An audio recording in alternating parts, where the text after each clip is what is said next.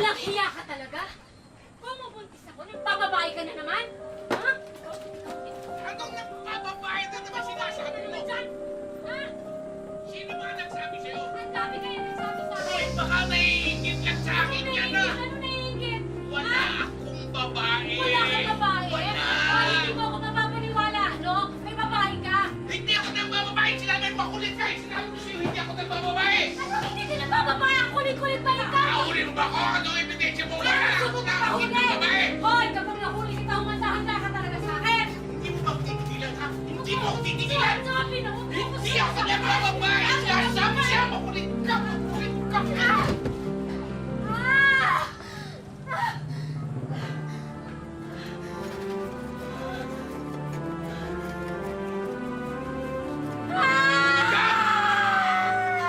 Yan! Ano mo ba? Dali na, masundan lang natin mo!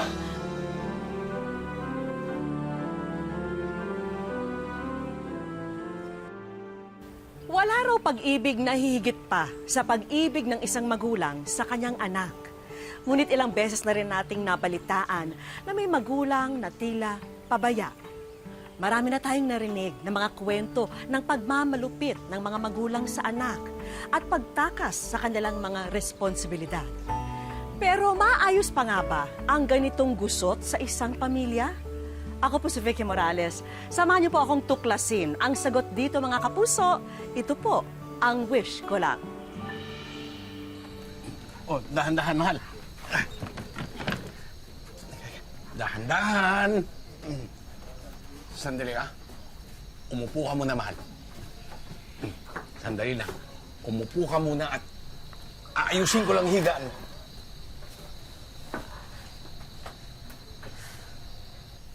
Anak,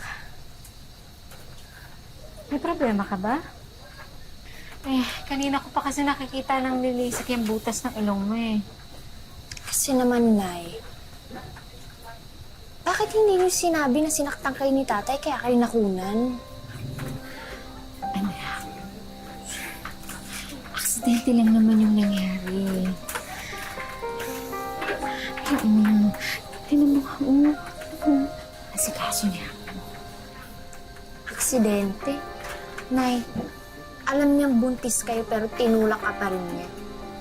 Tsaka, mabait lang yan ngayon kasi natatakot na baka isumbong natin yung ginawa niya. Shh! Kapag nakamantig ka. Ayaw. Okay. Nay, hayaan. Ano, kalimutan na lang natin, gano'n? Nay, namatayan ka ng anak. Namatayan ako ng kapatid. Kaya niyo bang kalimutan lang yun? Mahal! Mahal! Halika na. Ayos na yung higaan mo. Halika na. Dahan-dahan. Halika na. Sabi mo hindi ka na maglalasing. Sabi mo magbabago ka na. Hindi ako lasing. Nakainom lang.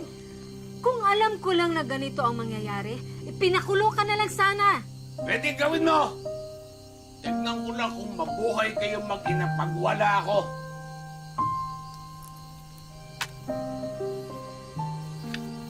Hi, Jam! Uy! Hello!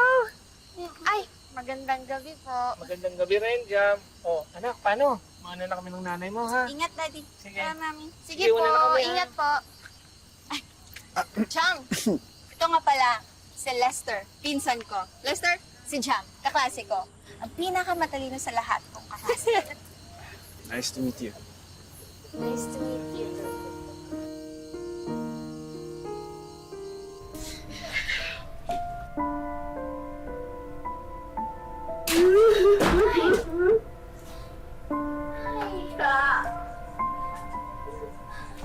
Ay, grabe na po ito.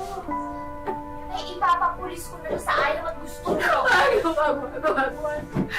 Wag mo pwede na tayo papunta na NP ko doon sa tita mo. Sige na.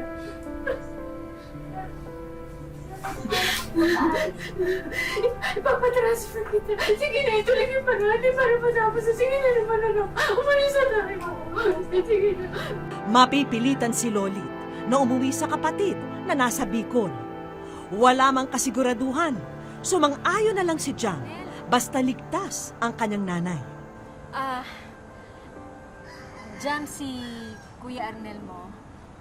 Arnel si Jam.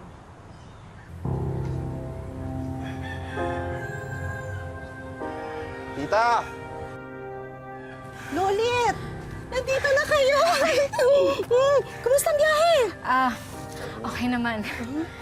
Si Jam na ba to? Ang laki na! Kawang ka ng Diyos. Tita, yung gamit ko. Oo, sige anak.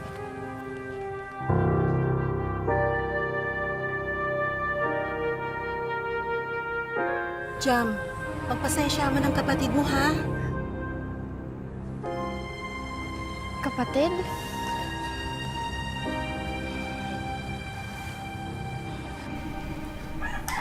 Anak, sorry ha. Matagal kong naitago na may kapatid ka. Nay, bakit po? Kasi anak ko siya sa pagkadalaga, yung kuya mo. Nung nandito ako sa Maynila, iniwan ko siya sa tita mo.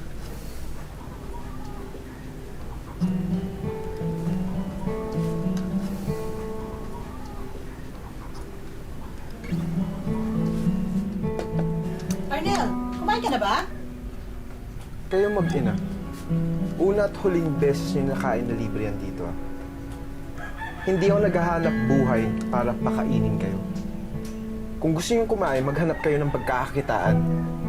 Kung gusto niyo tumira dito, tutulong kayo sa mga gawaing bahay. Paliwanag? Anak, kami ng... Wag na wag mo tatawaging anak, ha?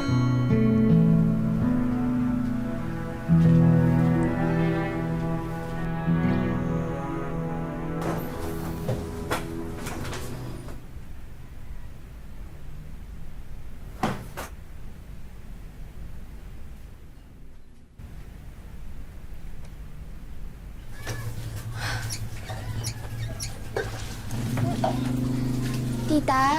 Oh. Saan po tayo nag-iigib? Ubus na po kasi yung tubig eh. Ubus na? Ay, Arnel! Bakit mo inubos yung tubig sa loob? Puno yun kanina. Kung gusto niyo ng tubig, mag-igib sila.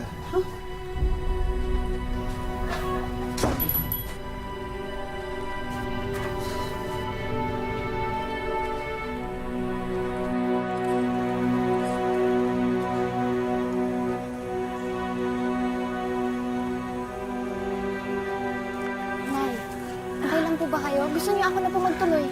Okay lang. Sigurado po kayo?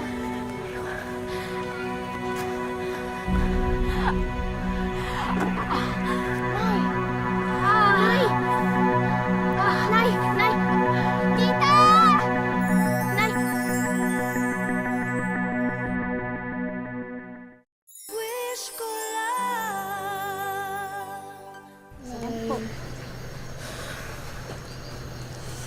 Sabi ni Manay, mukhang may komplikasyon daw ang pagkakalaglag ng bata dati. Ho? Paano niyo po nalaman yun? Hilot yun, Jam. Lalaga ko raw ito at papainom ko sa Lolit. Kaya mo na, anak. Wala naman tayong magagawa. Wala tayong pera pang doktor. Tanda niyo na kasi, lakas niyo po pong magpabuntis.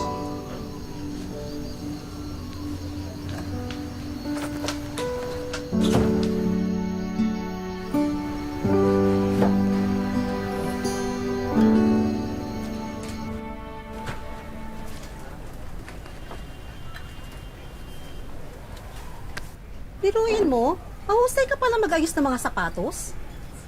Naku, tita, ito lang po ang pinakamatinong bagay na natutunan ko sa tatay ko.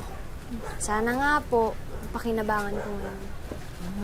Yung nga pala mga labahin nyo, akin na. Maglalaba ako ngayon eh. Ay, hindi na po, ako na lang po. Habang may sakit na po si nanay, ako po muna gagawa ng mga gawain bahay. Ganun ba? O sige.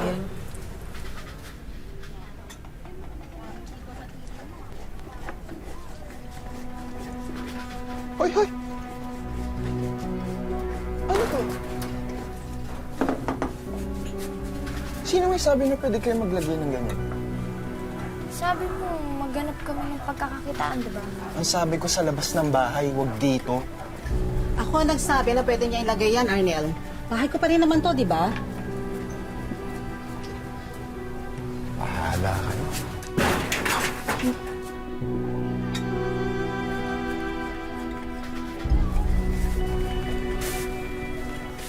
Tita, salamat po ah. Wala yun. Nabanggit nga pala sa akin ni Lolit na gusto mo ipagpatuloy yung pag-aaral mo.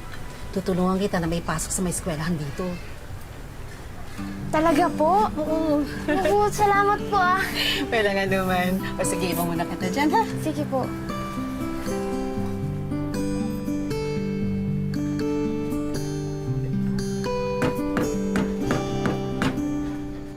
Ikaw talaga mag-ayos ng mga sapatos ngayon? Oo naman. Nasa Nueva Ecija pa lang ako. Ginagawa ko na to eh. Bilib na ako sa'yo, Ne. Ang sipag mo.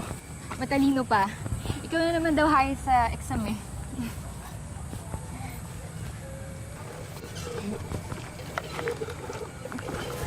Sige, mauna na ako ah. Sige. Okay na. Una na ako. Nay, bakit naman po kayo yung nag-iigib? Hindi ba ako naman po yung ginagawa nito pag uwi ko? Anak, okay lang ako. Huwag mo akong problemahin. Matagal na rin din ako nakapagpahinga. At saka, para to sa kuya mo.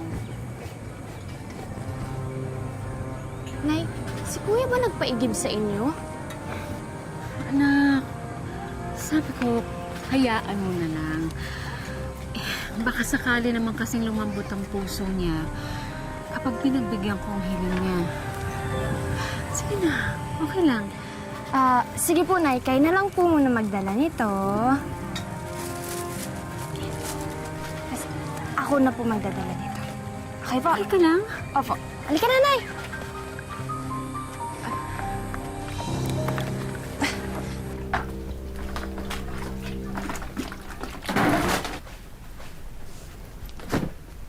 Sumusobra ka na, ah! Ano ka mo? Sumusobra ka na! Alam kong may karapatan ka magalit kay nanay dahil iniwang ka niya. Pero hindi ibig sabihin nun, may karapatan ka ng pahirapan siya. Wala kang alam sa hirap na pinagdaanan ko. Kaya wag mo pagsasabihan ng ganyan. Kung wala akong alam, pues ipaalam mo sa akin. Alam mo ba yung pakiramdam na tinutukso dahil wala kang nanay? Dahil anak ka sa pagkadalaga, alam mo ba yung pakiramdam na parang tinapon ka na parang basura?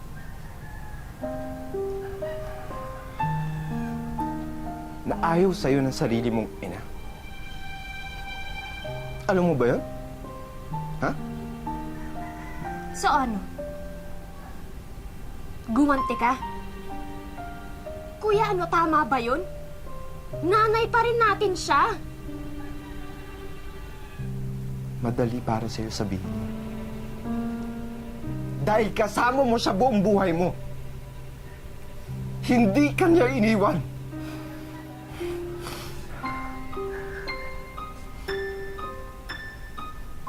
Ikaw yung pinili niya. Hindi ako. Kuya, hindi nga ako ang iniwan ni nanay. Pero walang madali sa buhay ko. Kaya nga kami umalis sa amin, di ba? Kasi hindi na namin matiis yung buhay namin doon. Pero ni minsan, kahit minsan, hindi ko naisip na saktan si nanay. Kasi kahit ano pang gawin niya, kahit ano pang sabihin niya, nanay ko pa rin siya. Paala.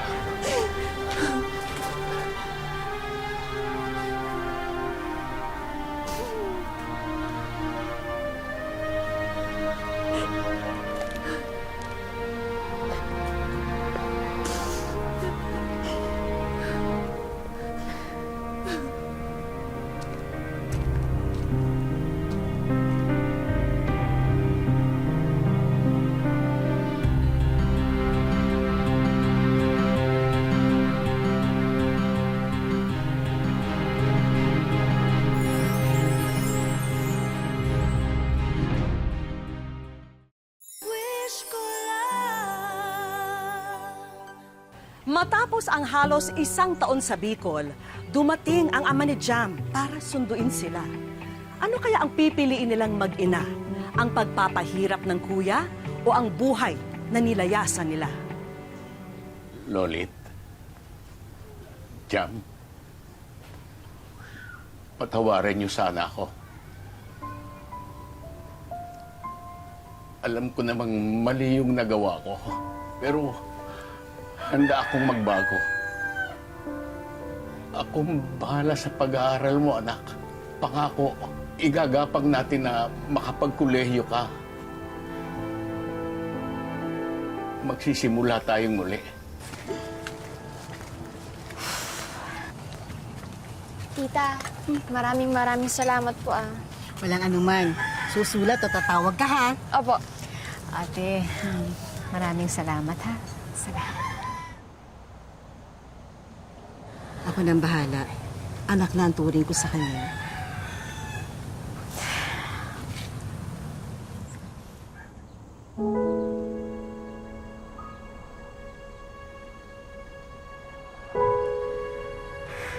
Anak? Aalis na kami.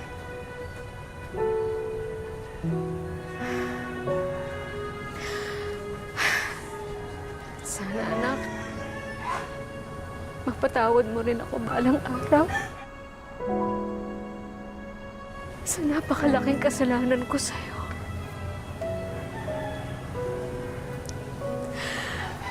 Kung pwede ko lang bawiin ang lahat gagawin ko. Pero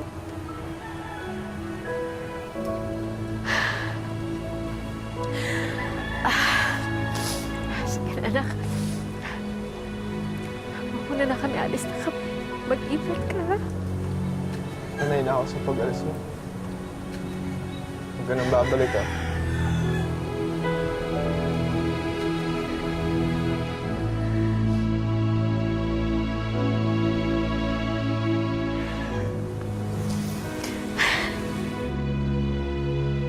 Salamat. Ingat kayo ha. Sige po. Alis na kami.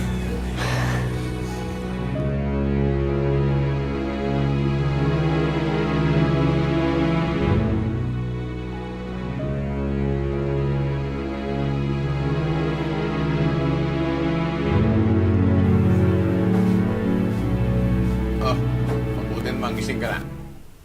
Magbihis ka. Naihanap na kita ng trabaho doon sa karinderya ni Aling Connie. Po, Oh, pero natupad ko na yung pangako ko sa'yo. Pinag-aral kita, graduate ka na ng high school, kaya pwede ka na magtrabaho. Nay, Hindi ka masasaklolohan ng nanay mo. Kaya sumunod ka na lang sa akin, pwede ba? Nasaan yung kape ko?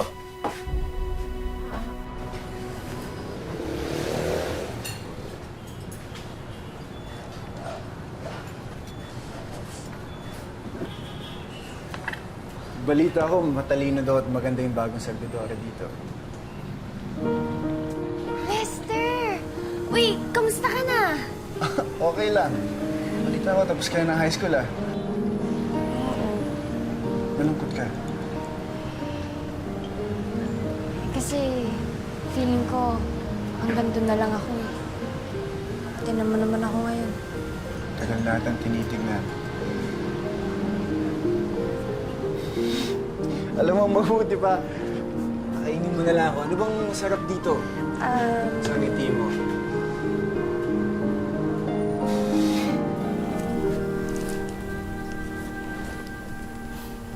Yan po yung ipon ko ngayong linggo. Itago niyo po muna yan. Pang-college ko po yan. Iaahon ko tayo sa buhay na to, Nay. Pasok na po ako. Sige na, baka malate ka. Sige po. Ingat ha. Apo. Malis na ba yung anak mo? Umalis na. Net. Pinagtataguan niyo na ako ng pera? Ha? Marunong na kayo magsinungaling sa akin? Hindi. Hindi kami nagsisinungaling. Ipon mo ng anak mo. Pakinig ka sa akin, ha? Lahat ng ibibigay ng anak mo, kunin mo. Pero ipapasa mo sa akin, naiintindihan mo? Ibibigay mo sa akin. Naiintindihan ba? Ha? Ano yan?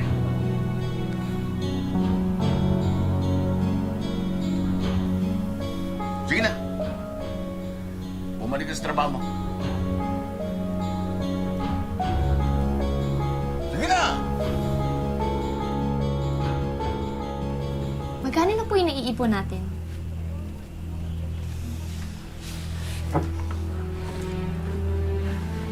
Nay, bakit po? Kasi anak, yung binigay mong pera sa akin, kinuha kasi ng tatay mo eh. Tawarin mo ako, anak. Sasaktan niya kasi ako pag hindi ko binigay sa kanya. Lita! Lita, timpla mo akong kape. Yeah! Napakawalang yan nyo talaga eh, no? Wala kayong kasing sama! Tigilan mo ako ng kagaganyan mo, ha? Baka tamaan ka sa... Ano? Sige, tay! Saktan mo ako! Gulpihin mo ako! Tutadya ka lang naman magaling! Bakit? Ano ba ang pinuputok ng butsi mo, ha? Tay!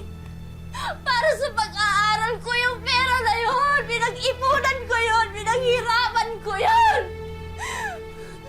Para sa kinabukasan ko yun! Sa kinabukasan natin lahat!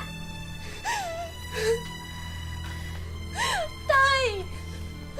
Wala ka naman kahit ni katiting na malasakit para sa akin! Anak mo naman ako eh! Pero bakit? Bakit wala kang pakialam sa buhay ko? Bakit wala akong pakialam sa nararamdaman ko? Oo, anak kita! Kaya dapat ikaw ang bumubuhay sa akin. Ganon dapat! Pinalaki kita. Kaya ngayon dapat ikaw ang bumubuhay sa akin dahil matanda na ako! Ganun po ba yun, Tay? Mag-aanak kayo. Kapalakihin nyo. Para lang pagtandaan nyo may mag-aalaga sa inyo.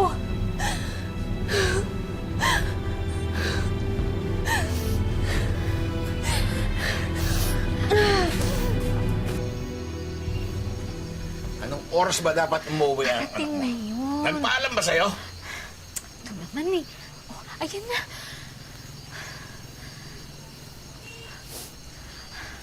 Anak, kinabi ka na naman. Nagkaayaan po kasi kami mga taga-karinderya. Napapadalas yata ang yayaan nyo. Halos gabi-gabi na lang ganitong oras ang uwi mo, ah. Bakit ho? Kayo lang ba may karapatang gabihin? Kayo nga dyan. Lasing pa pag umuuwi eh. Marunong ka nang sumagot ngayon, ah. Baka gusto mo... Ano, Tay? Sasaktan mo ko? Sige lang! Oh, Anak, nag-aalala lang kami sa'yo. Wow. Nay, bago yan ah. Anak, alam mo naman kasi itong lugar natin, di ba? Delikado kapag gabi. Mas mabuti pa nga madisgrasya na ako sa daan eh. Total, wala naman akong kinabukasan.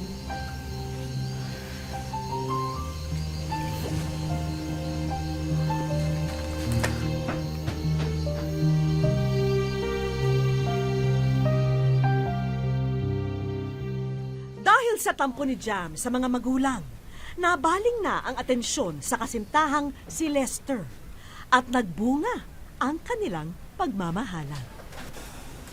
Hindi ko alam kung paano mo to nagawa, Jam. At hindi ko alam na kaya mo itong gawin. so nagagalit kayo dahil nabuntis ako? Wow, Tay! Ngayon ka pa talaga magiging responsableng magulang kung kailang huli na yung lahat. Ano po bang inaasahan nyo? Na magiging matino ako kahit impyerno yung buhay na binigay nyo sa akin? Anak, Kung nagkaganto man ang buhay ko, Ang isa lang ay ipapangako ko sa inyo. Hindi ko gagawin sa anak ko ang ginawa niyo sa akin. Mamahalin ko siya. Higit pa sa sarili ko.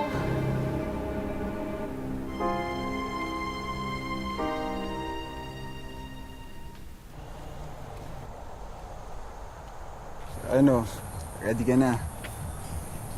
Matagal na akong ready para dito, mahal. Sige na, babay ka na kay Babay Mami. na sa kisses, mami. Bye-bye! Bye-bye. Ano sasabihin mo kay Mami? Love you! Love you too! Mag-ingat ka, mahal.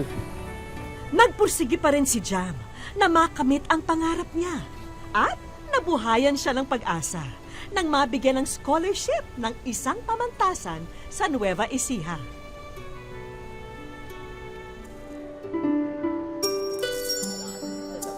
Dito sa Talavera, Nueva Ecija, ipinagpatuloy ni Jam ang kanyang buhay bilang isang estudyante. Kasalukuyan siyang first-year business administration student. Bagamat malayo sa kanyang mga magulang at bibilang pa ng 4 na taon para makuha ang inaasam na diploma, walang planong umatras si Jam sa mga kakaharapin niya sa buhay. Matapos po ako, mas maiahon ko po sila, tsaka mas magiging maayos po yung buhay. Tsaka nangihinayang po kasi ako, napakalaking oportunidad po nun.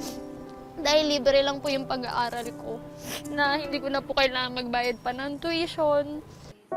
Hindi tulad ng kanyang ama ngayon na nakatira sa ilalim ng tulay sa Maynila at ang kanyang ina naman na may iniindang sakit sa puso. Mas pinili ko po kasing mag-aral kaysa po magtrabaho para padalan siya, suportahan siya. Na ako po dapat yung nagpapadala ng pangkain niya, ganun po. Siyempre po sa tuwing kakain ako, naiisip ko po yung mama ko kaya nakakakain. Wala tuloy araw na dumaraan na hindi niya naiisip ang kanyang mga magulang. Batid niya kasing naging maguluman ang pagsasama ng kanyang ama't ina noon, itinuring naman siyang prinsesa. Sa totoo po, kasi yung papa ko sobrang love na love ko. Kasi po, siya po kasi yung lagi nagsasabi sa akin na, anak, ikaw lang yung susi sa pangarap namin ng mama mo. Kung paglalaanan ng araw siya ng may kapal, napakinggan ang kanyang mga panalangin. Sana raw ay mapaigi ang buhay ng kanyang mga magulang habang pinupursige ang inaasam na diploma. Pa, eto na ako, nag-aaral na ako. Tutuparin ko na yung mga pangarap natin. Ma, huwag kang susuko. Alam ko ako lang yung lakas niyo.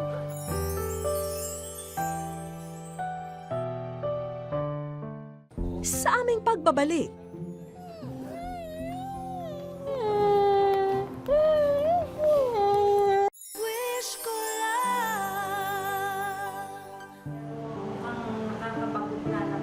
Noong sumunod na araw, ipinatawag ng kanilang guro ang mga magulang ng kanilang seksyon. Ngayon, ang aking nakaharap, Isang pagpupulong kasi ang magaganap para sa anibersaryo ng kanilang paaralan. Science in Business Administration. Pero dahil nasa malayo ang mga magulang ni Jam, ang kanyang mag-ama ang kasama sa parent-teacher meeting. Jam, may humabol para sa parent-teacher meeting ngayong araw.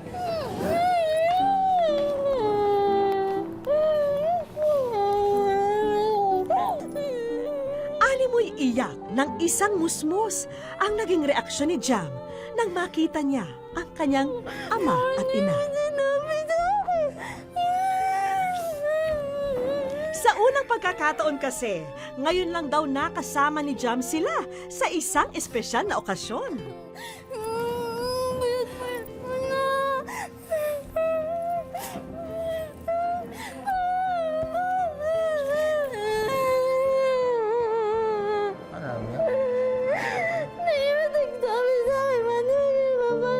Malupit man ang ama noon ni Jam, eto siya ngayon at taus-pusong humihingi ng kapatawaran sa kanyang mag-ina. nagawa kong kamalian. Dahil sa siguro kaiinom mo ng anak. Ngayon po, sa kasulungan, tinigil ko natin. Hindi nakakabuti sa aming pamilya. Unforgettable moment po talaga ito. Kaya ang hirap pong kalimutan. Siguro po hanggang ngayon hindi ko alam, baka po nananaginip lang po ako. Tahan na dyan! Narito ang wish ko lang. Tanggapin nyo ang bagong kabuhayan na pagkakaabalahan ng inyong magulang. Kasi gusto po talaga ni Mama na magtinda. Tsaka hindi ko na po iisipin sila kung ano po yung araw-araw na pagkukuhaan nila ng pagkain. Payapa na po akong makakapag-aral. Ano po ba yan? Ano po? Simula pa lamang yan dyan dahil hindi namin nakakalimutan ang sorpresa para sa inyong mag-asawa. Dahil po masipag kayo at nagbigay inspirasyon sa amin. I'm presenting this to you, Certificate of Assistance. After you graduate po, ay tutulungan po namin kayo makahanap ng trabaho. Salamat po. Salamat. Mapapangako ko po na pagka natanggap po ako is magtatrabaho po ako ng full-time. Narito rin ang karagdagang financial assistance para sa iyong mga magulang dyan. Maraming salamat po. Salamat po, malaking tulong po ito sa amin. Salamat po. Lalo na po sa maintenance ni Mama. Salamat po sa inyo lahat. Ayun, umiyak. Pati ang school administrator, aba, at may iniabot din na sobre para kay Jan. Ma'am, salamat po, Ma'am. Salamat po, mag-cum laude ako dito, Ma. Hindi lang. Magna cum laude. Yes po. Para pa rin po ako nasa Cloud9 ngayon. Hindi ko po ma-explain kasi parang hindi po totoo. Kasi napaka-imposible po na mapagsama kaming lahat sa isang pagkakataon. Tapos po, lahat po nandyan na, negosyo, trabaho, pag-aaral. Salamat po. Hindi ko na po alam yung gagawin kong pasasalamat. Apaw-apaw po. Ang pagiging magulang, ang pinakamabigat na responsibilidad na maaring dalhin ng kahit sino sa atin. Dahil nakasalalay po sa ating mga anak ang kinabukasan nating lahat. Maraming salamat po mga kapuso. Ako po si Vicky Morales at ito po ang wish ko lang.